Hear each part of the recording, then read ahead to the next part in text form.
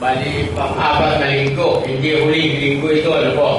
Sapagat ang June ay may 5 linggo. Baka nasa presya yata kayo. Ano po? So, sa umagang ito mga kapatid ay nangapaw ay tulad ko na siya sabi ko, magandang umaga po sa inyo lahat. Ano po yan, ano? Sana masaya tayo. Ano po? Sa umagang ito ay may kaugnayan po sa may paglilingkod ay may kaugnayan sa badge of discipleship o yung tinatawag po natin yung badge. Ang isang pulis ay magpapakilala po siya sa magitan po ng kanyang badge o tsapa. Yan po. So makikilala ang isang pulis na sabi nga ako isang pulis. Sabi nga no? Ipapakikita po niya yung kanyang badge. Ang mga sheriff ay meron din pong badge yan o tsapa. So yan no? So makikilala po natin. Maging ang mga security guards ay meron din pong mga tsapa po yan. Sige po yan, makikilala po natin sila na sila nga po yung mga guards sapagkat sila po yung may mga tsapa. Kung wala pong tsapa, paano po yun? So ibig sabihin po yan, may mapagkakilanlan po sa kanila. So yan po ang tinatawag po natin badge of discipleship sa ating pong mga Kristiyano. Makikilala rin po tayo dyan para po nagpapakilala ito aking tsapa, sabi mo no. So, yung tsapa ay nagpapatunay po o nagpapakilala ng kanya pong otoridad. Authority. Yan ano po. O, sabi nga, kapangyarihan niya. May power siya po. Ano yan, no? At mapagpakilanlan. Doon po natin makikilala siya. Ano po yan? Hindi lamang po yung ID. Sapagkat ang ID, maaari pong mapigilin natin. Ano po? Sabi nga no. So, may tsapa. Ito po yan. So kung ating pong tutunghayan ang wala ng kasulatan para po makilala po natin kung ano po yung mga taglay ng isa pong lingkod ng Diyos. Sabi nga, no? Ano po yung mga katangian nito? O kang sabi nga, maging karapat dapat siyang matatawag pong mga alagad ng ating Panginoon o lingkod ng ating Panginoon. Kung ating hangin yung aklat po ni Kalawang Pedro, mga kapatid, mga kaibigan, pakibuksan po natin ating mga Bible sapagkat baka po tayo malihis. Kung tayo po mali ang ating pinabasa, mas mainam po na buksan po natin 2 Peter chapter 1 at ating pong pasimulan ng pagtunghay sa talatang 5 patuloy po hanggang 9. Ganito po at pakisundan po yung mga kapatid kung paano po ang katangian o tataglayin ng isang lingkod ng ating Panginoon. Ano po ba yung mga dapat mapagkakilanlan sa bawat lingkod.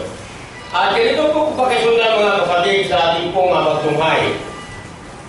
Oo, at dahil dito sa pagkadaragdag sa galing inyo ng buong sikap, ikalawang Pedro po, mga kapatid, ano po? 1:5-9. Okay.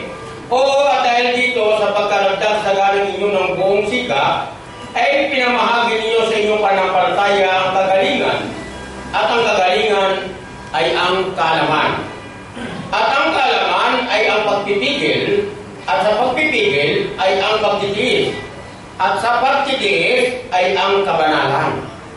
At sa kabanalan ay mabuting kalooban sa kapatid. At sa mabuting kalooban sa kapatid ay ang pag-ibig. Sapagkat kung nasa inyo ang mga bagay na ito ay sumasagana, ay hindi kayo papabayaang maging mga tamad o mga walang bunga sa pagkakakilala sa ating Panginoong Jesucristo. Sapagkat yung wala nang mga bagay na ito ay bulag at ang nakikita lamang ay ang nasa malapit sa pagkalimot ng paglilinis ng kanyang dating mga kasalanan. Purihin po natin ang Panginoon sa ulan nito mga kaibigan, mga kapatid, sa pagkakabasa natin sa isa sa kanyang mga sulat. Pansin po niyo mga kapatid, ano po? Kung wala raw po tayo ng mga bagay na itong ating pong mga tinuran dito sa talatang ating mga binasa, na sabi nga, pinakailangan daw pala, sabi niya, may pananampalataya ka, ay sabi niya, pinakailangan din pala mga sangkap na mayroon kang kagalingan. Ano po? Magaling ka. Ito ko yan, no? At pinakailangan daw ay mayroon kang kaalaman. Hindi lamang magaling ka, kundi may alam ka. Ganun po yan, no? Yan. So ano pa? Ang sabi nga ron, may kaalaman at sabi niya, kung ikaw may kaalaman, dapat matuto, may katamilan ka rin, mapagpigil ka. Isip ko yan, no? So, maaaring general na po yan, ano? Yung matatawag ko natin pagpipigil. Ano po yan? So, ano pa? Sabi nga sa pagpipigil daw, ay kinakailangan pala ito ay may kasamang pagtitiis. Sabi nga ron, ano po? Yan, pagtitiis. Yan. At doon sa pagtitiis, ay parang dugtong kawing-kawing po ito, ano mga kapatid, ano po yan, ay nandun po nagbubunga ng kabanalan. O, hindi po yan. So, doon sa kabanalan, ititugtong din po yung may mabuting kalooban. Lalo na po, sabi nga, sa mga kapatid sa panampalataya o sa Panginoon. Sabi nga, kung sabi nga ang mga bagay nito ay hindi po taglay, sabi nga rin, no? Sapagkat ito po yung mapapakakilanlan sa isang alagad ng ating Panginoon. Sabi nga, yung mga katangiang tulad ito. Yan po yan. At katulad nga po nung usapan ng guard, ano po? Yan, madalas kong pinamemorya yan sa ating mga tauhan, na sabi po yung sinasabi ko, terms of guard, yung 5 po yan, sabi ko noon. Ano-ano po yan? At in order, sabi nga noon, kung order, in order, yan, kung kayo order, ay bahala na po, kalamutsing, halo-halo, bahala kung simula ka sa number 5 or number 2. Yan. Pero pag sinabi po natin in order, yan, sunod-sunod talaga yung from 1 to 5. Sabi nga ron po. Halimbawa, sa guard, ano po yan? Number 1, sa terms of guard, proper uniform. Bakit proper uniform? Kasi maaaring baka magsuot ka ng kasuotang hindi pang gwardiya. So, isa po yan. Ikalawa, sabi nga ron, honesty, nasa tsapa nyo nakalagay. Yan po yan, no? Basahin nyo pa kung yung tsapa nyo. Nandyan yan, makakala nyo, palang munti lang po yan. Nandyan po yung napapaikot o ang buong ginagawa natin ay nandyan po sa inyo pong tsapa. Yan, ano po yan? Honesty. Hindi po maging matapat tayo eh. Hindi po yan, ano? Yan. Ikatlo, sabi nga ron, tayo po yun, yung ating sarili. Yan. Maging alerto tayo. Kaya number 3, alert. Sabi nga, no, alisto tayo. Yan sabi nga ron, no? So, number 4, yan. Maging vigilante. Nandito na naman po tayo sa tsapa na naman. Ano po? Yan, nakasulat na naman yan, vigilance. Nakasulat doon. So, maging vigilante po tayo. Sabi nga ron, no? So, ikalima, na pinaka-importante doon sa mga 5 binabanggit nito, ano po? Yung panglima, ay disiplin, nakasulat naman sa pagawin, ibaba, noong sapa, noong guard. Sabi nga ron, no? Yan, disiplin, pinaka-importante. Magaling hong magtrabaho ang isang gwardiya. So, bali, wala siyang disiplina, sayang lang po. Isip ko yan. Bali, wala po yung 4 na mga nabanggit sa unahan ng ating tinutukoy na terms of guard. Sapagkat kung wala pong disiplina, isip ko yan, ay wala yung saysay. So, importante pala mga kapatid, mga kaibigan, ang disiplina. Kung pong ako po yung mahanga sa mga hapon, ano po? Yan, bakit po? So, mga nababasa po natin, nababalitaan, at ating pong napapanood sa mga palabas sa television, yung kanila pong disiplina ay talagang napakatindi. Kailan lamang po na mayroon po silang sinalihang palistahan. Ano po, sa ibang bansa po yan, ano? Yan. At nabasa lang po natin yan sa isang bayagan. Ay pagkatapos na bagamat sila natalo doon sa palistahan ito, ay pinakita nila yung kanilang disiplina. Ano pong ginawa nila? Dahil sila po nanggaling doon sa isang pagpapalisahan, maaaring ang ilan sa kanila, mga kababayan, ay nakapagkalat. Iso po yan, no? So lahat sila po, kanila-kanyang dampot, linis doon sa kanila pong iniwanang area. So ibig sabihin, hinangaan sila ng marami, pero tinutuyan naman yung iba. Yan, ano po? Yan. Bakit ito? Kasi yung iba, akala nila ay nagpapakita ng gilas lamang. Yung iba naman, ang pananaw nila, sabi nga nun, parang walang namumulot ng basura. Hindi nila alam na disiplina po ang piniral nila. Ganun sila kahigpit sa disiplina. Kung balikan po natin noong nakaraang sila po sinalanta ng matinding lindol. Ano po? Yan. At sumabog na pa kung ano doon sa kanila po mga doon sa kanilang bayan o lugar. Yan. Pero sila po disiplinado mula sa bata hanggang sa matanda, hindi po yan. Yan. Pag oras po sila pipila, talagang pipila. Nakita mo dumadalawang na kung ano po yung lumilindol. Yan. Hindi sila nagkakaroon ng tinatawag po natin, nararatil sila o natataranta. Sige po yan, ano po. So, disiplinado maigi sila. So, mainam pala disiplinado. Sa mga Kristiyano, sa mga lingkod ng ating Panginoon, ay ganun din po mga kapatid, sapagkat tinutukoy dito sa ating talata, ating binabasa. Sabi nga ganun ay kinakailangan dito may pagtitiis. Tanda po ninyo. Hindi ka po makapagtitiis kung wala ka rin disiplina. Na hindi mo yung tulad po ng ating mabilangkin dito, kawing-kawing po. Kasi po yan, no? Dugtong-dugtong. Hindi lamang po yung isang party lamang po ron o partial lamang doon sa mga katangian ng isang lingkod ng ating Panginoon. Ay, mabait naman ika ako. Yan, ano? Mabait ka nga ay subalit, doon sa ibang punto, ay hindi mo nasunod. Kasi po yan, ano? So, kinakailangan po ay masundan po natin itong mga kawing-kawing na mga katangian para sabi ganoon, magkakaroon tayo ng karapatan o kapangyarihan o mapagkakinlanlan na isuot natin ang sapat o badge ng badge of discipleship. Yan ano po. O bilang alagad ng ating Panginoon ay mapagkakinlanlan po tayo sa pamamagitan ng ating pong mga ginagawa. So, sabi po yan, ay kung hindi ho tayo mapagpigil, sakto na yung lingkod ng araw before na tayo po yan, naging lingkod ng Panginoon, masyado tayo mapusok. Ito po yan, ano? Ay noon ay hindi ho ako nagsasalita. Matipid na matipid po ako magsalita noong araw. Unang-una, bakit kamo po? Masyado akong mahiyain. Nakita nyo na, oh? Masyado akong mahiyain noong araw. Kung hindi mo ko pausapin, hindi ako kisipo. Yan, kaya sa klase, most behave ako. Yan, sabi nga ron. Nagmana rin po yung aking mga anak. Ano po yan? Yan. Yung aking junior ay most behave. Nung nasa kinder pa lang ay most behave. Sabi nga ron, no? Napakabait. Bakit po? Walang tukis eh.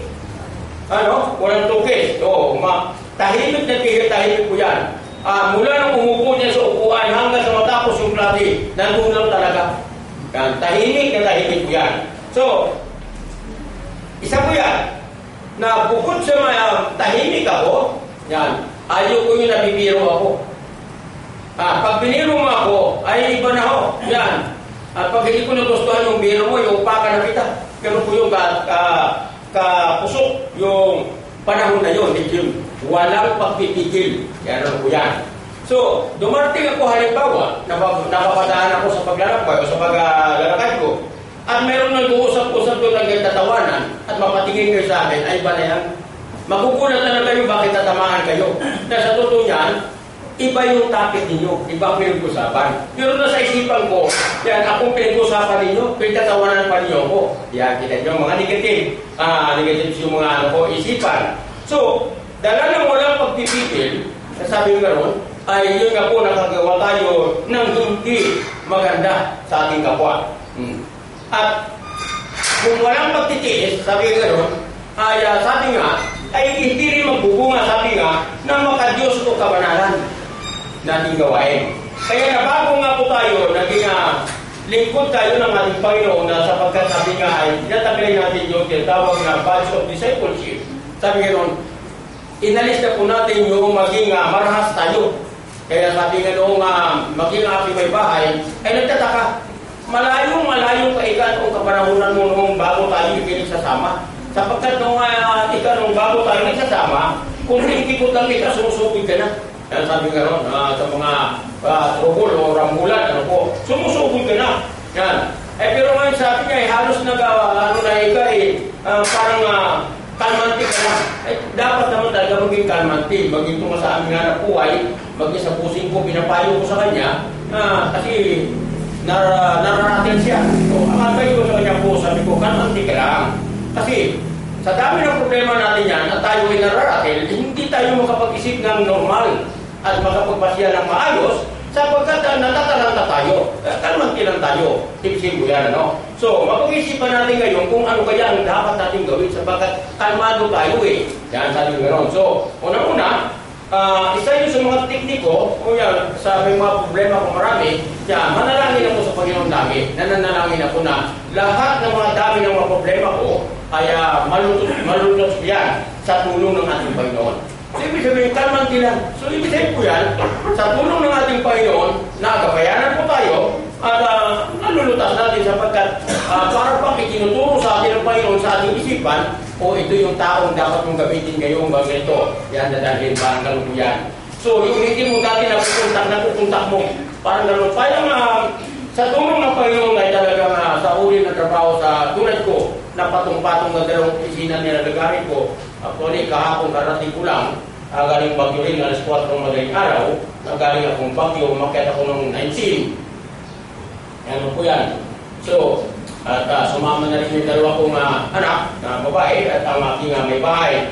So, medyo, kami, sa biyahe, po. At katulad ko, wala akong tulog. Yan, po. Kasi may meeting ako roon sa Bagyo, sa isa sa mga kliyente po namin, na pag-aari po ay ang Aranita Santiago family. Yan po yan. So, ganun po yung mga kapatid. So, kung wala po tayong pagtitigil, at may pagtitigil na tayo, walang pagtitigil, ay hindi po angko o hindi po tayo karapat-dapat. Ano pa sabi nga ron sa mga talatang ating naturan? Sabi nga ngayon, sa pagtitigil daw, kinakailangan ay magbubunga ng kabanalan. Sabihin po yan, maka-Diyos na sa ating nga nagawain. So, hindi po yan. Doon sa mga nagiging bunga doon sa verse 6, kung nyo po mapapansin. Nandiyan po yan. At hindi lamang sabi nga ganoon doon sa mga bagay ng mga tinuran, kinakailangan may kaalaman tayo. May kaalaman tayo. Eh, paano po tayo magkakaroon ng kaalaman kung hindi tayo nag-aaral? Yan, ano po. Katulad niya, halimbawa po, sa ating pagtikipo na katulad nito, meron po tayong Bible study. Di po ba? Yan. So, hindi mabubuo yung, ibig sabihin, sa Bible study, ay nagkakaroon tayo ng aralan. So, palitan ng puro-puro, sabi nga kung anumang mga matutunan po natin. Pamagitan po yan, natututo po tayo. Hindi lamang doon sa pagbabasa, sa salita ng ating Panginoon, kundi sa ating pong pakikisa. Sabi nga rin, no? Operasyon natin sa mga gawaing kabanalan o mga Diyos na gawain. So sabi nga gano'n, kinakailangan pala ito. Kaya magkakaroon tayo ng kaalaman. At yung kaalaman po natin ito po yung nagagamit natin sa tinga, sa mga kasunod nating mga kawing-kawing na katangian ng isang lingkod ng ating Panginoon. Yan. Sabi nga gano'n, at sa pagtitis, sabi nga, nagbubunga ng kabanalan. So sabi nga po. At higit sa lahat mga kapatid, at doon sa kabanalan, ay banal ka nga, wala ka namang pag-ibig. Dapat po ay sangkap yung pag-ibig. Sabi nga po. Yan. So nandun po yung sa pag-ibig at kawing-kawing na po ito, yan, natututo tayo at hindi po tayo naging pabaya. Sabi nga na, at hindi tayo naging mga tamad. So, ibig sabihin nga yan, halos nung nakaraan natin kung mensahe nung nakaraan, napabanggit natin itong sabi nga ron, mga tamad. Yan. Bakit kaya marami nagugutom, lalo na sa ating bansa? Ano po? Yan. Eh, paano? Yan po yung katangian nila. Ano po yun? Yung tamad. Yan, ano? Katangian po nila ay tamad. Ay sa totoo lang dapat, dito sa bansa natin, walang nagugutom dapat. Bakit po? Napakalawak po yung ating lupain na katuwang.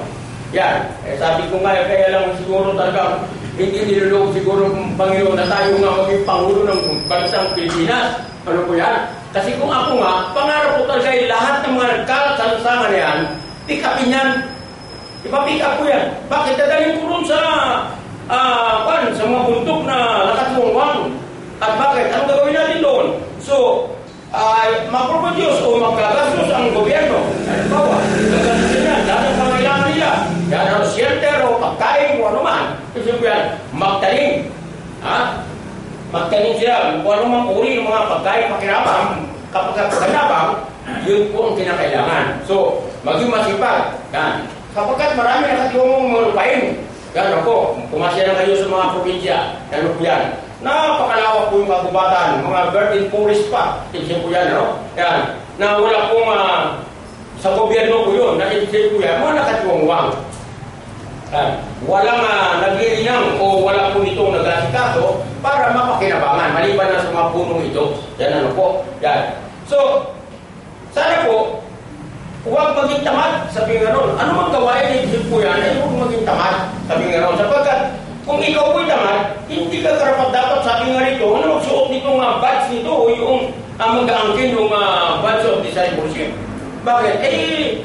Isa yun sa mga ibig sabihin, maging dahilan na ibig sabihin, ma-disqualify ka doon sa iyong pong katangiang pagiging tamad. So, ibig sabihin yan, ano? So, dapat, masipag. Yan.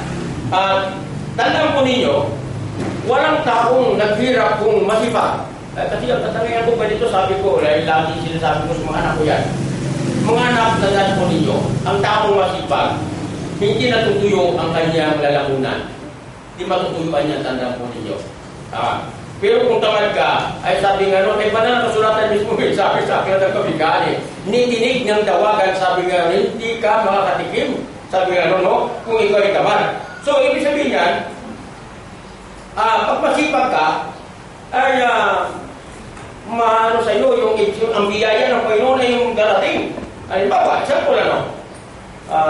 Nung tayo po yun sa kwadradong sulok na daigdig na ating pinanggalingan, ano? Na tayo po yan nag-abroad. Noong time na yun, ano?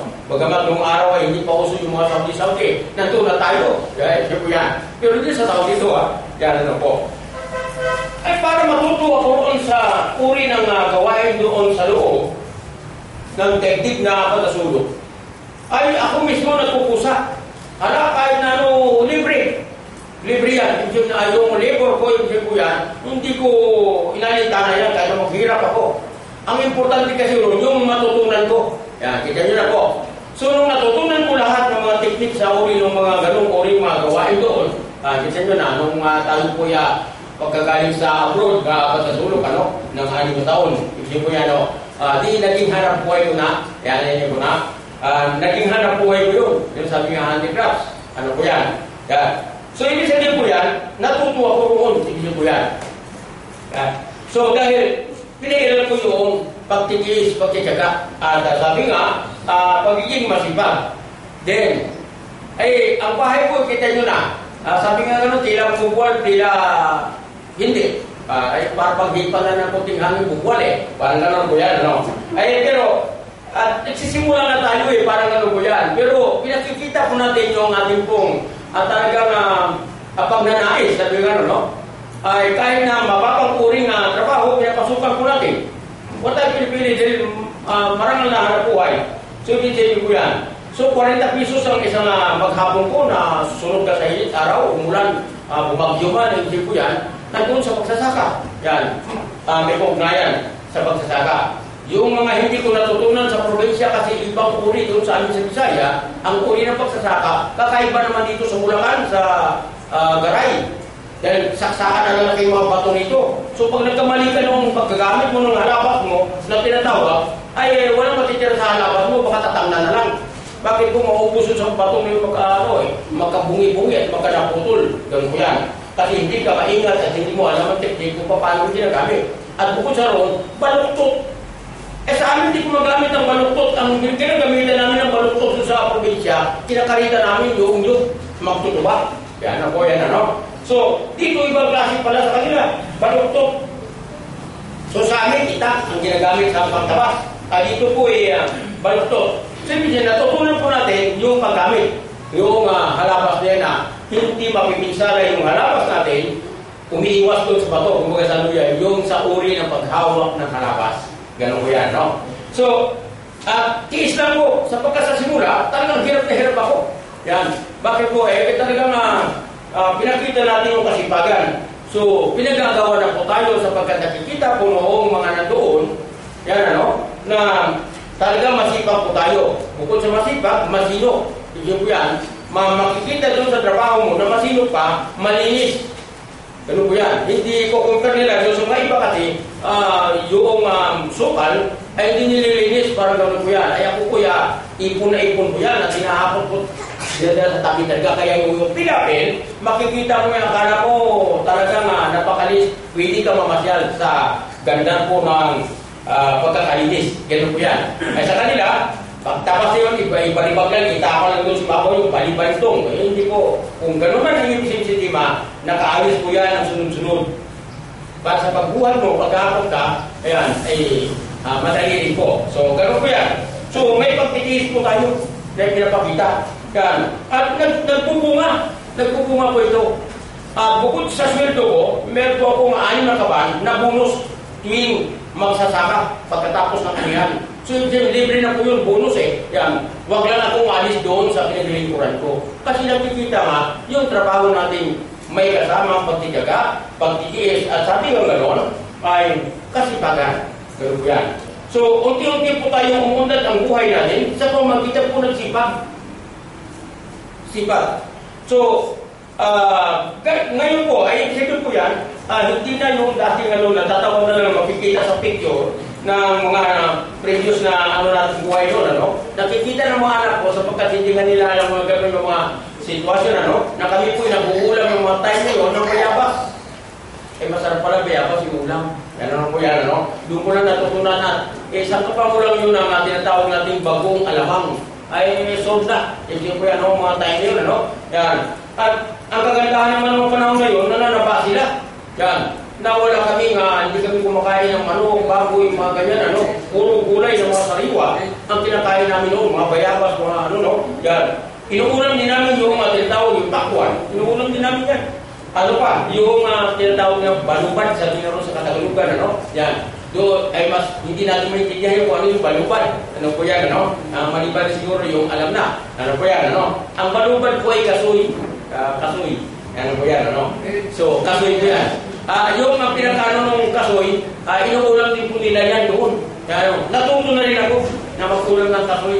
Sa tutin nung una talagang hindi ko maintindihan kung anong lasa ko. Yan, mapaklang, hindi ko mawari. Kung yung ulam ko sa kanin. Ano po yan? Pero natututo po tayo. Hindi po yan, Yan. Pagtitiis, sabi nga mga kasama kasi yan sa pagtitiis. Yan. Ano pa sabi ko mga kapatid? Yan. Kinakailangan doon sabi niya, may pagmamahal tayo. Yan. May pagmamalasakit tayo. Ipinapadama ko natin yung malasakit natin sa ating mga kapatid. Hindi lamang doon sa ibig para lang tayo nagbigay, parang naghasit lang tayo, para ba pinabayaan mo na. Yan. Example ko, si kapatid na Willie, ang siya po naghasit doon sa Sapampalay, at hindi lang naghasit, isip po yung gano'n, Yan. Pinalagaan niya, isip po yan, ang mga itinanim niya roon sa Sapampalay. Parang po yan. Yung hinihasit niya roon sa Sapampalay, isip po yan, pinalagaan niya po ito. At sabi nga, may pagmamahal. Tanda po ninyo, may pagmamahal. So, ibig sabihin po yan, pag tayo po yan nag-aalaga, anumang uri, hayop man o mga talim, ipinapakita mo yung sa hayop, ang pagmamahal mo. Yan, At tanda po ninyo, ang hayop ay magmamahal din sa iyo. At tanda po ninyo, yan, dito madalas kong kinukento po sa inyo, na mas para bang mas mahal ko pa yata yung mga aso kong alaga kaysa sa mga anak ko. Bakit po? Yan. Kasi unang-unang tatanggap ng gantimpala, kung sa ano yan, o pasalubong, yung mga aso ko kaysa sa mga anak ko, huli na mga apo ko. Yan. Bakit po? Ang aso ko kasi sumasalubong na, sa malayo pa ako sumasalubong na. Yan, dumadamba na rito sa, sa mga hita ko, nag-agawa, nagpapaikutan, hindi na ako makalakad. Yan. Bakit po na ipaikutan ko ng tatlong aso ko Yan, At humihiyaw yan, tapos lulundag-lundag ang mga buntot, nagpapakilala o nagpapahiwating na tumutuwa sila nung dumating ako. Parang naman po yan. So, antimano, nabibigyan talaga ng pasalubong yan. Unang-una sila. Kasunod naman yan, yung mga apo ko.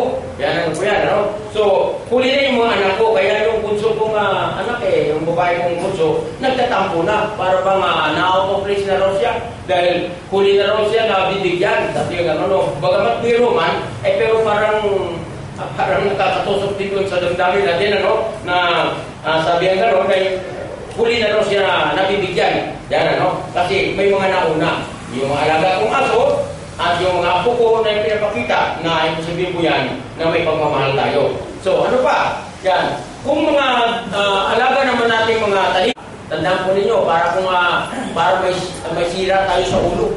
Yan, no? Sa pag-iisip. Kung minsan po na makita po, marinig nyo po, na kumari nagsasalita, na kinakausap po yung aking mga halaman. Yan po yan, no? Yan. Ay, kung minsan yan sabi nga ng may bahay ko, paano ka na-ikarian pa? Sabi nga ganun, mukha yatang nalipasan ka na ng gutom. Yan. Paano? Habang kinupulvert ko yung lupa, ay kinakausap ko yung mga halaman ko. Ano kayo ha? Pasensya na kayo, ngayon ko na kayo na nasikaso. Parang ano ba? Parang kausap ko yung tao. Yan ano po. At gano'n pala, kung makita ng mga ano, parang nagre-response din yung mga halaman. Ano po yan, ano? Kaya kung makikita po niyo yung aking mga sitawan doon sa dati doon sa garay, ay akala mo parang mga sinuklayan. Saan talaga lalawitan? Pagka nakita mo ay hilera yan, tuloy-tuloy yan, mahaba eh. Yung kita, ano po? Yan. Ay pagka nakita mo, kaya maraming natutuwa ng madumadaan doon, kinukunan ng mga picture dahil ngayon na daw sila nakakita kasi na ganong klaseng mga sitaw na akala mo parang mga sinuklay talaga ng bunga.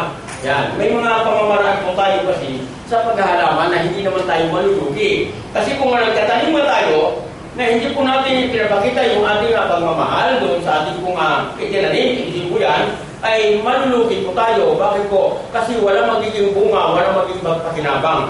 Tao na lang po ang magpakinabang po natin. Kaya, nagsiseminar po tayo regarding dyan sa mga paghahalaman upang mga tutunga tayo kung paano pag-apply ng pataba, o paano po yung mga distansya nito, kung paano po yan.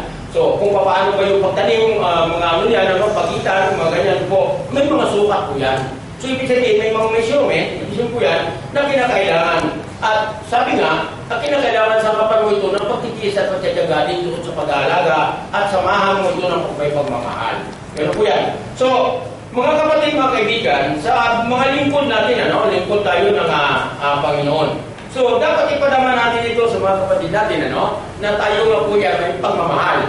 Yan na po. So, sapagkat, sabi nga, may pagmamahal at sabi nga, yung kabanalan, sabi nga, kung wala nga po sabi nga pag-ibig, sabi nga ron, ay magiging wala saysay dito.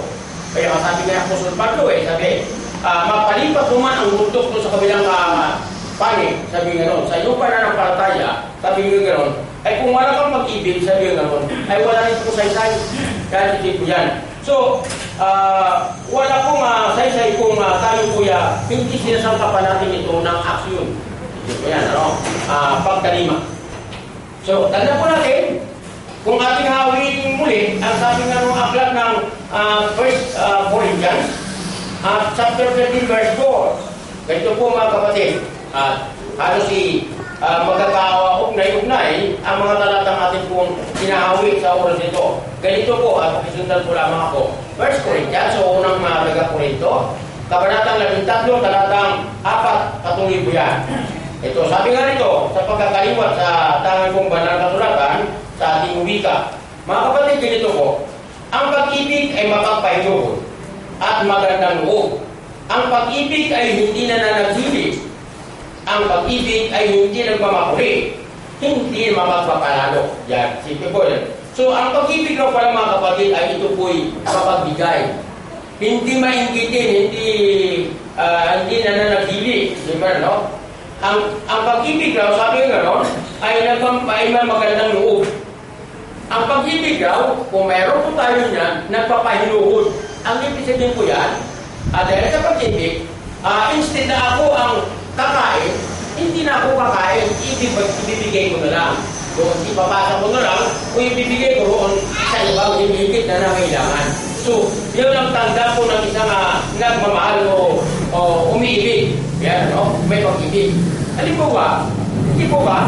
Pag tayo po'y may nililiyan, halos lahat ng hirap ay titisin mo, alang-alang doon sa nililiyan mo, sa mahal mo. Yan po ba? At halos wala na matira sa sarili mo. Wala na, di bali na. Basta may pagkalog ka lang doon sa minamahal mo. Yan. Lalo na sa mga magulang o ina. Yan.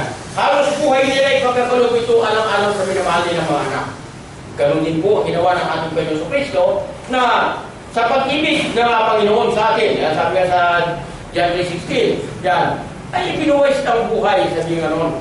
Alang-alang sa pag-ibig sa akin, sabi nga ron. So, ganun po yung pag-ibig, mga kapatid, ano? Ang pag-ibig ay hindi naghihintay ng kapalit. Yan, tandaan po natin. At ano pa, kung susundan po natin ang Galatang 5, yan, ng ganun pa rin teksto, 1 Corinthians chapter 13, verse 5. Hindi na po galing mahalay yung may pag-ibig.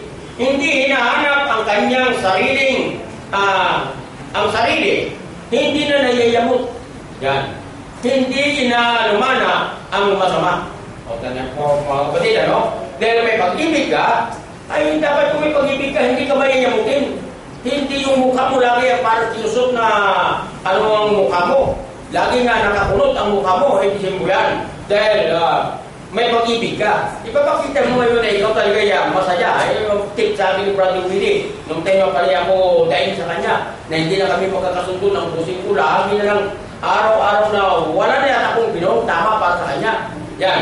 Lahat ng ginawa ko na ibig sabihin ay katabaran para sa kanya. Kaya ako sa ako, maghanap pa na ng kapalit sa aking masipag. Kung masipag ay ako tamad. Sabi ko noon. Sa dami ko pa akong naging amo, kayo lang nagsabi sa akin tamad. Sabi ko, sila hindi hinahabol ako eh. Isip ko yan, hinahabol ako. Pero sa kanya, ay tamad daw ako. Ngayon, nung ako'y sabi ko, sawang-sawa na ako, pagod na ako, gusto ko na magpahinga po. Yan, ibigay mo na narapat pa sa akin. Ayaw naman. Ayaw mo kumalis. Ayaw naman kumalis ako. Yan. Ibig sabihin, takot na takot, nalalayas ako. Ibig sabihin ko yan, ano? So, ibig sabihin, siya ngayon naghabol-habol, ibig sabihin ko yan. Bakit? Kasi, yung tinatrabaho ko, na pang 5 tao, ay tingnan ko lang kung makakayanin nila.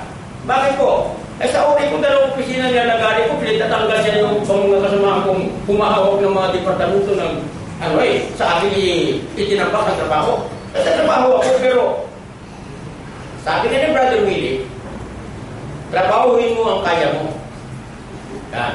Tapos, ang tip niya sa akin, magtrabaho kang masaya.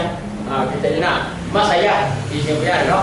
So, ibig sabihin, hindi pa tulog yung hindi ka nayayamot. Yan, ano? Saan ginagawa mo? Dahil kung nayayamot ka nga naman, tama nga po, yan, mabigat sa loob mo, ay kahit na maliit na bagay na trabaho, ay mabigat na mabigat para sa iyo. Yan, mahirap. Yan.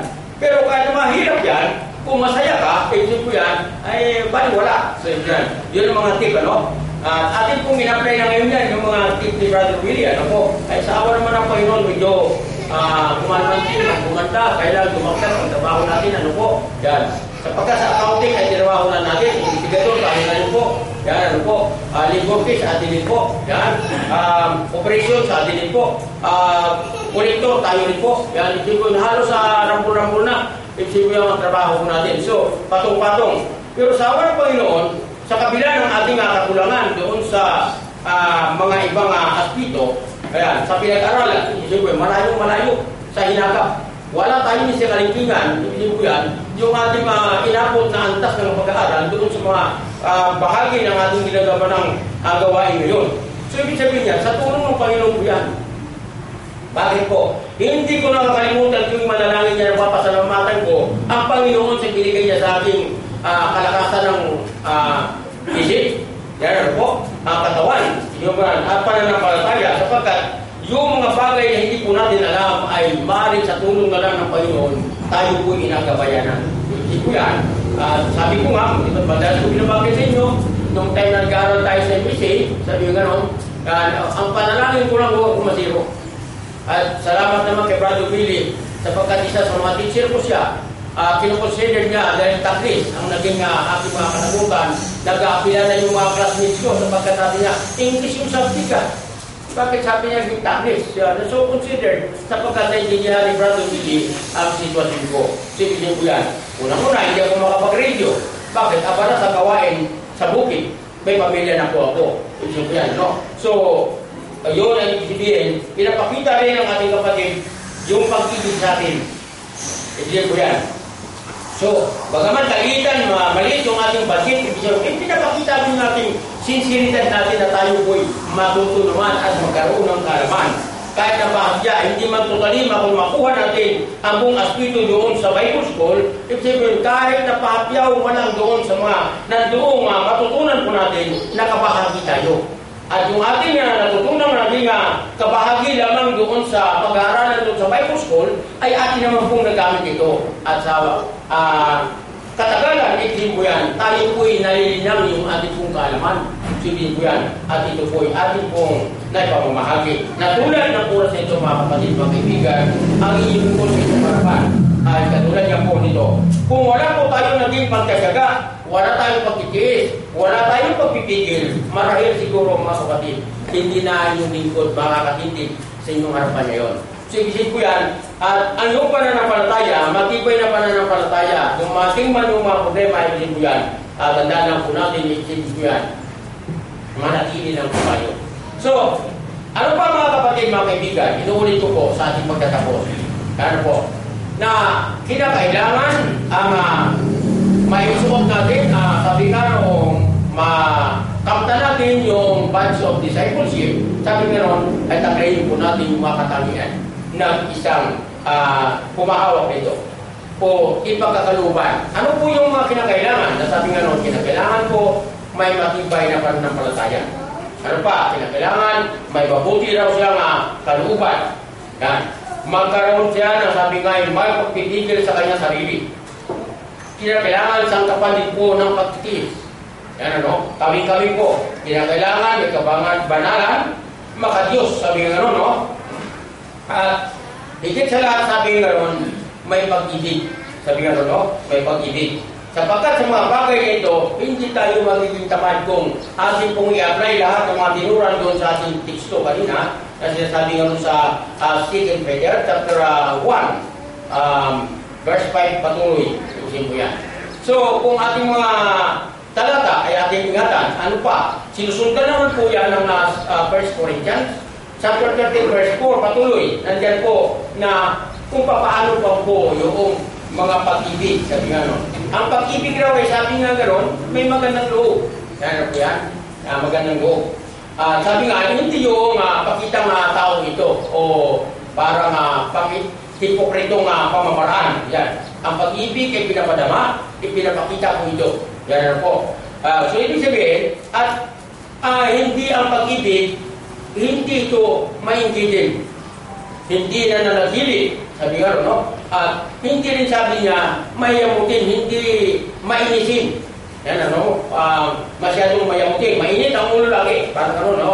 So, dapat, bilang lingkod ng Panginoon, ay atin na pong itong iwasan yung ganitong masyadong tayong arrogante kung ano, isa po yan.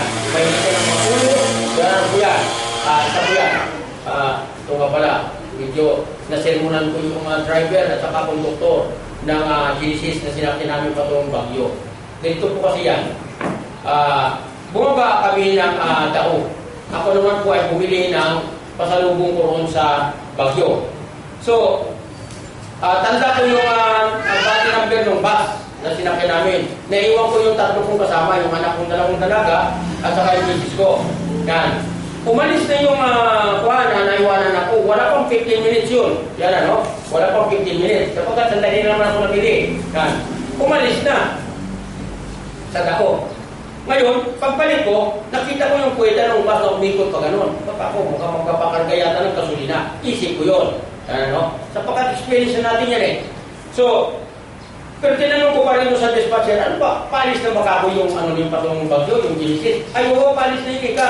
Eh, ba't ako umalis na may natitira pa silang pasahero? Ako yun, sabi ko nga ron. Ako'y sakay doon eh, sabi ko nga ron. Ba't umalis sila? Eh, ewan ko bakit umalis? Yan. Di sinirakat ko ngayon doon sa may, ganito iikot din eh. Yan, ko ngayon. Pag-akit ko eh. Aalis na pala ako kayo, mga busing. Sabi ko nga ron. Hindi ba nyo alam kako, binibilang kung ang pasahero nyo ay tama o kulang? Araw-araw yung trabaho yan ang trabaho ninyo eh. Sabi ko sa driver at konduktor, hindi ba nyo alam yan? Sabi ko gano'n, kaya medyo nagsisermon ako sa kanila. Kasi sila nakatingin na lang lahat ng mga pasahero sa akin. Yan. Kasi pwede ko sila yung reklamo. Sabi ko yan, suspended sila pareha. Yan. Kako, ayusin yung trabaho nyo.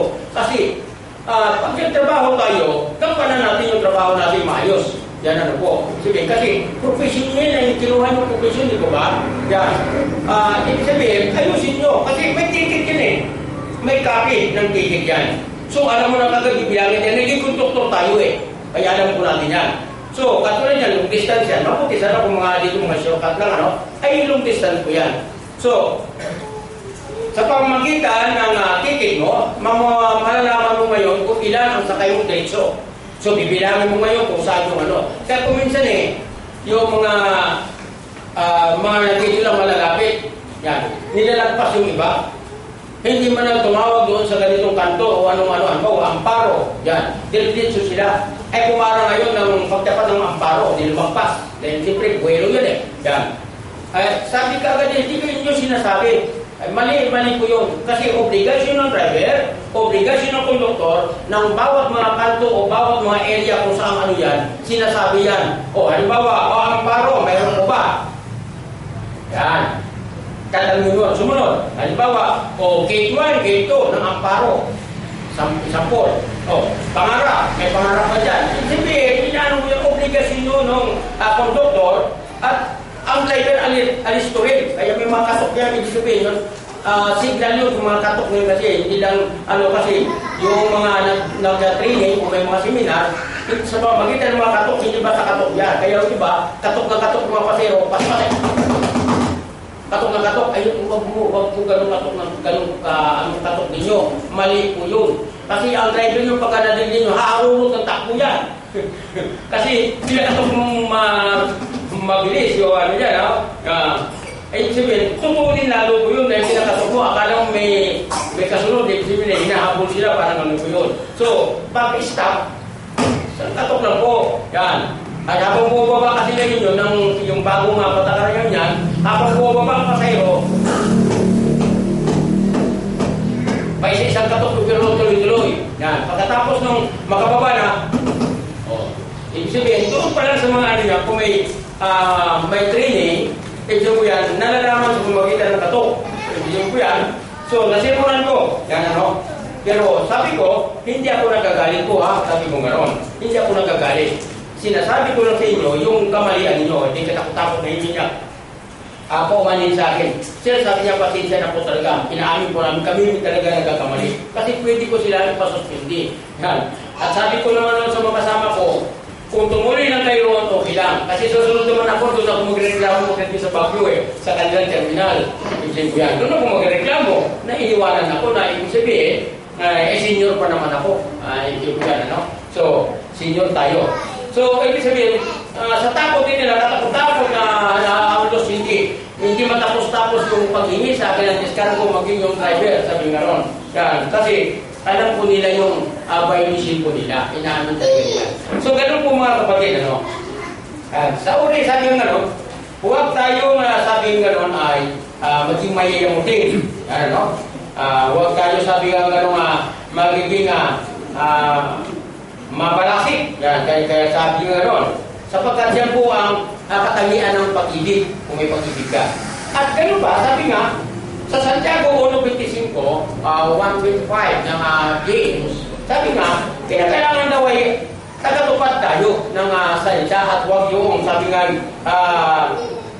yung gumagawa lang, sabi na, taga-basa o taga-pakilig lamang. Kaya kailangan, sabi nga, tagatupad. Yan. Gagawin natin, may action nito mga kapatid. Gawin natin. Sabi nga no, huwag yung babasahin lang natin, pagkatapos, wala lang. Parang ano po. So, advice ko, sabi nga ng Santiago 1.25, sabi nga, tagatupad tayo ng salita. At sabi nga, huwag lamang tagapakilig. At maging doon sa 1.22 ng Santiago. Ay gawin din po yan. Halos magkakatugtong na sila. Yan, marami pong magagandang mga nilalaman mga sinasabi noong aklat ng James. Okay po mga kapatid, mga kaibigan. Inuulit ko po. Yan. Pinakailangan ang taglay na para maging dapat tayong makilala. Sabi ng mapagkailalan. Yan. Kung sa mga pulis, sheriff, o mga otoridad na may kaugnay nito, may mga tsapa sila para makilala. Yan. Mapagkailalan. Tayo po, ang mapagkailalan po sa atin ay yung mga tinutukoy dito sa Ikalawang nga Pedro, chapter 1 verse 5 patuloy, na sabi nga, ang kinakailangan, sabi nga, meron tayong pananampalataya. Yan. Ng pananampalataya, may kagalingan. Sabi nga, no? At meron tayong kaalaman. Ano pa? Sabi nga, meron tayong mapagpitigil sa ating sarili. At ano pa? Sabi nga, may pagtitiis. Yan, ano? Yan po yung mga katangian natin. At sa pagtitiis, ay sabi nga, kinakailangan masumpungan ang kabanalan. Yan. Yung kabanalan. Yan. Ay mga matiisin ka nga, hindi mo naman ginagampanan yung obligasyon mo bilang lingkod ng Panginoon. Ang isip, katulad nito, ginagawa natin sa oras ito, mga kapatid, ito po'y bahagi ng ating obligasyong kabanalan. Hindi mo yan, no? Kabanalan. So, at doon sa kabanalan, sabi nga ay mayroon tayong ipagkataloob na mabuting kalooban sa ating mga kapatid, ano? Yan. At sabi nga, kalooban, sabi nga, at may pag-ibig. May pag-ibig. Dito yan, no? Upang huwag raw tayong magiging tamad. Okay, sana po mga kapatid, mga kaibigan, ang ating mensahe sa araw na ito ay sana po makapag-bigay ng tulong na subaybay o ating matinatawag na parang mga tips, yan, no? Kung ano dapat natin gawin sa ating pang mga inaharap na mga lalampayin sa patungo sa ating buhay na walang hanggan. Okay, maraming salamat po. Magandang umaga po.